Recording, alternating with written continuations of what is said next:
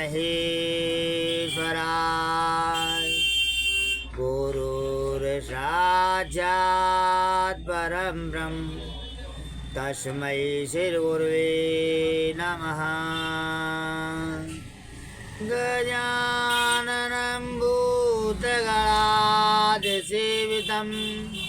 कपितजम्बूफलचारुभक्षणम् उमासुतं शोकविनाशकारकं नमामि विघ्नेश्वरपादपङ्कजं। राधा मेरी मात है, पिता मेरे घनश्याम, इन दोनों के चरण में मेरी बारंबार प्रणाम, मेरी बारंबार प्रणाम। श्री राम जय राम जय जय राम। भगवान कहते हैं माता, कैसे कि माता पिता दोनों ही जगत में एक ही तो माता है, एक ही पिता है और दूसरा है नहीं। अपनी जननी माता को माता मान लो और पिता को पिता मान लो और भटकने की जरूरत नहीं। अब अपनी माता को माता नहीं मान रहे, अपने पिता को पिता नहीं मान रहे, उसमें अपनी माता को गाली दे रहे हैं और दूसरे की माता को अपनी माता मान रहे हैं।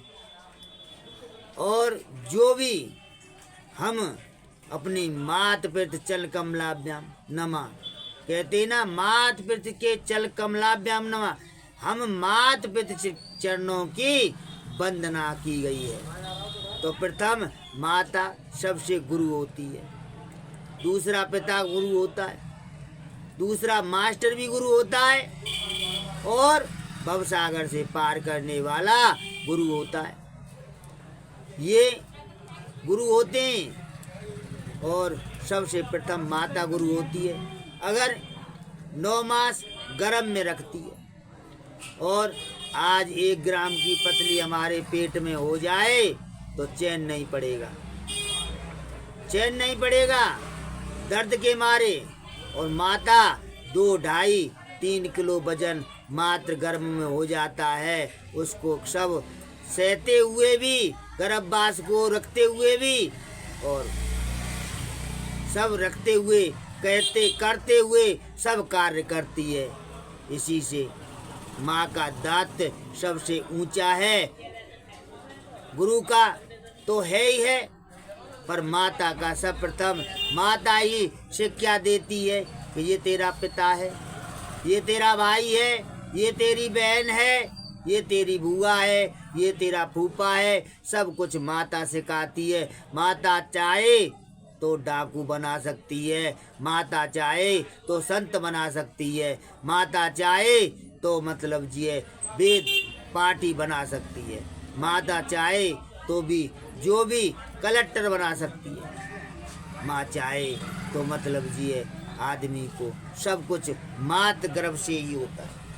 सिया राम में सब जग जानी, करो प्रणाम जोर जुग पानी।